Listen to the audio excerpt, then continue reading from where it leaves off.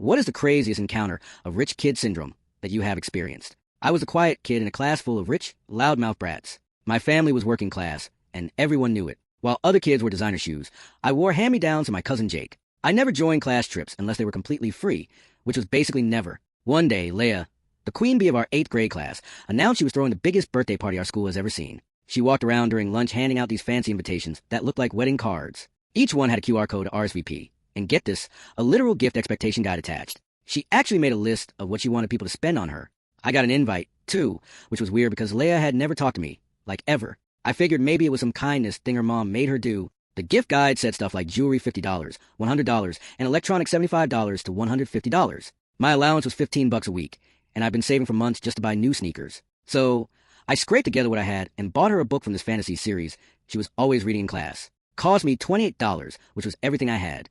I even wrapped it with paper from an old calendar because we didn't have gift wrap at home. The party was at this rented mansion with an actual red carpet leading to the front door. Her parents hired people to park cars like it was the Oscars or something. Inside was insane. Chocolate fountains, a sushi bar, and this pony with bright pink dyed hair that kids could ride. It was like something you'd see on TV. But then came the gift opening ceremony. Yes, she literally called it that. Leia made everyone sit in a circle while she opened presents on this little stage they'd set up, complete with microphone. She'd hold up each gift and describe it like she was hosting a game show. When she got to mine, she opened it real slow, pulled out the book, and held up the crowd. Then she leaned into the mic and said, "Who brought this?"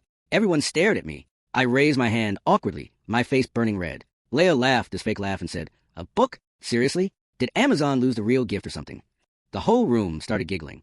I mumbled something about how to go home early and basically ran out of there. I walked the 2 miles home instead of calling my mom because I was too embarrassed. What Leia didn't know was that one of the parent chaperones standing in the back was Ms. Bennett, our school's vice principal. She was also my mom's younger sister, my aunt, and she had been watching the whole thing go down. Monday morning, Miss Bennett walked into school carrying a thick folder. She printed out copies of Leia's gift guide, photos from the party, including that ridiculous pony, and even a transcript of what Leia said into the microphone. Apparently, someone's parent had recorded the whole gift ceremony. She called Leia, her mom, and our principal into a meeting that lasted 2 hours. Then, she did something nobody expected. She announced a new school policy. No birthday party invites could be handed out on campus unless every single student was treated with respect. She also made Yale's entire grade attend a mandatory workshop on empathy and bullying. But here's the crazy part. Ms. Bennett asked me to help lead the workshop. Me, the quiet kid who never spoke up about anything. She said what happened to me wasn't okay, and that I could help other kids understand how it felt. During the workshop, I talked about how it feels when people judge you for not having money.